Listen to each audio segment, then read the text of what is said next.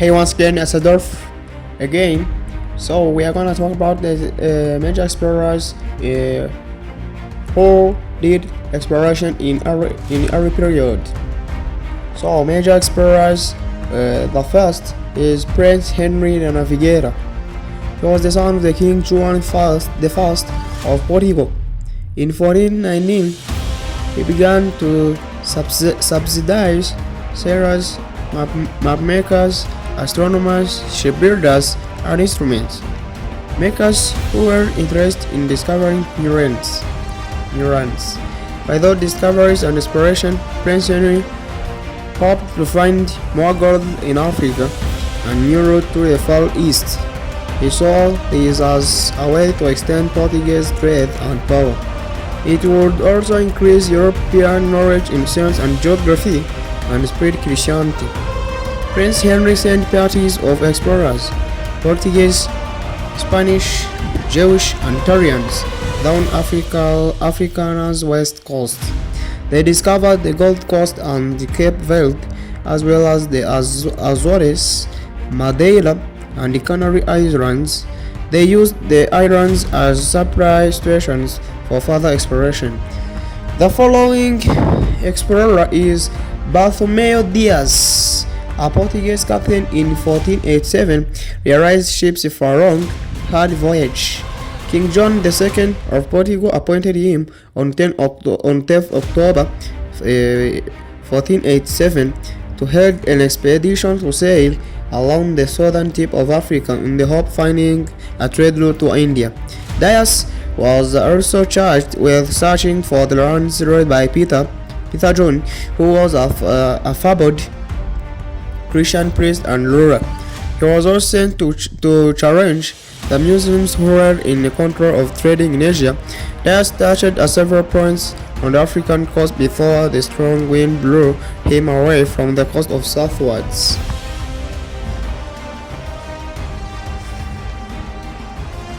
After the storm ended, Dias went to reach Africa's east coast without knowing that he had been drawn along the tip of the continent. On his return home, he knowing Greek sailed along the southern tip of Africa, which he called Cabo das Tormentos, a Portuguese for Cape of Storms. Because of the area's dangerous sea conditions, the King of Portugal, Juan II, later named it Capo da Esperança, Portuguese for Cape of Good Hope, because now the Portuguese knew they could reach far east by sailing around Africa. So the following explorer is called Vasco da Gama. Vasco da Gama in 1497 he led a convoy or a group of 4 ships down the Tagus River from Lisbon in Portugal. Da Gama had orders from the King Manuel I to proclaim the Christian faith and to wrest kingdoms and new states from the hands of the barbarians. He rounded Africa's Cape of Good Hope on November 22nd, 1497 and continued on to India. After many stops in Africa, on island of Mozambique and Marindi in Kenya, and problems with Muslim traders worried worldwide interference in the profitable trade routes, Vasco da Gama landed at Calcutta in India on May 20, 1498. At first, da Gama and his trading group were well received, but this didn't last for long. Da Gama left India on August 29, 1498 and took his goods with him, together with some Indian hostages. He arrived in Lisbon in September 1499. He was treated as a hero and was rewarded by King Manuel I. King Manuel I of Portugal sent da Gama in another expedition to India between 1502 up to 1503. On this voyage, Vasco killed hundreds of Muslims in order to demonstrate his power.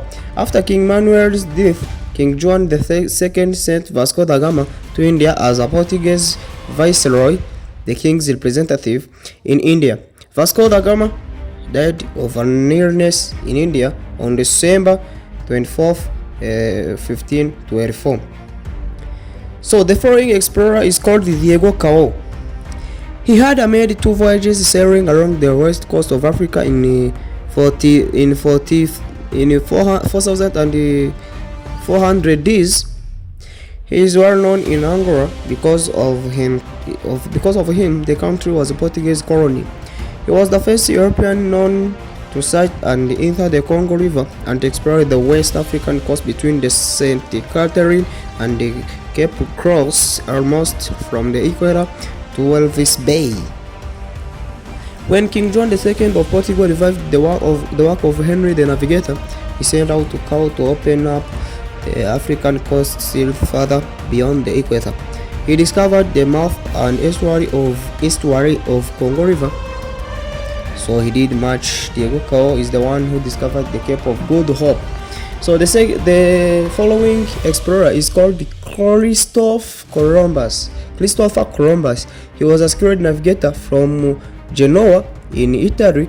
He believed he could reach India by sailing westward because, like most educated people of his time, he believed that the world was round, not flat. In 1492, Christopher Columbus had got a support from the Queen Isabel of Spain for his enterprise of the Indies.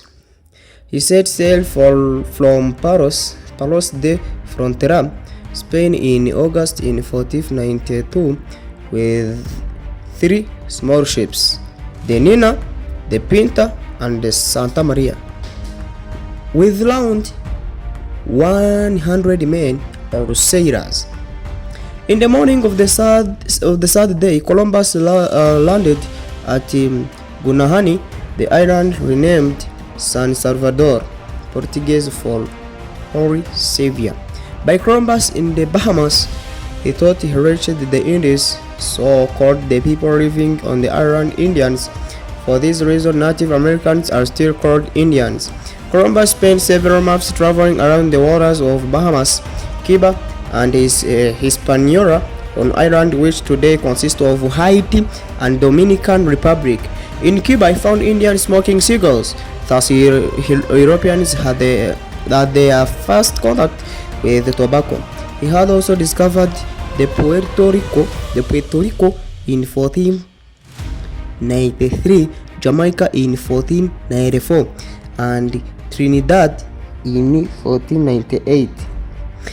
In 1504, after traveling the coast of Central America to Panama, he returned home on November 7th. He died at Valladolid in Spain on May 20th in 1506. But until he died, Christopher Columbus was convinced he had found the way to Indies in Asia. He never realized that he had discovered the New World. So the following explorer is called Ferdinand Magellan. Ferdinand Magellan is a Portuguese explorer and sea captain who offered to find Spain a western route to the Indies. In 1519, Magellan set sail from Spain. He commanded a fleet of 5 ships and a crew of 270 men. In October, he was on tip of South America and reached the Great South Sea. Magellan renamed it Mar Pacifico, Portuguese for Pacific Ocean. In the next day, Magellan and sailors reached the Marianas without any food and water. After resting and eating, they set northwest course for the Philippine Islands. There, he converted the king and many others to Christianity. Ferdinand Magellan was killed during an expedition at Cebu in Philippines on September 16th in 1522, while he was trying to force the chief and people to be converted to Christianity. The one remaining ship continued on into Indian Ocean and around Africa. It finally arrived in Seville, Spain in 1522 with 18 men and a lot of species. It was their great accomplishment. They had proved that the earth is round, not flat, The voyage opened the Pacific Ocean to European ships. More important, it proved beyond a doubt that the runs Columbus had discovered were not Asia but a new world. So the number last explorer is called Amerigo Vespucci. Americus Vespucius in Latin was an Italian explorer and cartographer. He had participated in several voyages, at least four voyages that explored the east coast of South America from 1499 to 1502. He had discovered the mouth of the Amazon River, Trinidad, and the Orinoco River during his second voyage. In 1507, when Martin Waldseemüller, a German geographer and cartographer who translated Vespucci's narrative, was the first to use America in adaptation of the explorer's given name of Americas as a name for the southern continent. The name gradually came into use to refer to the two continents after it appeared on a world map published by Gradus Maricata in 1569. So, thank you to all of those who were just following me. I'm called Lorf, so we'll meet again, and God may protect you.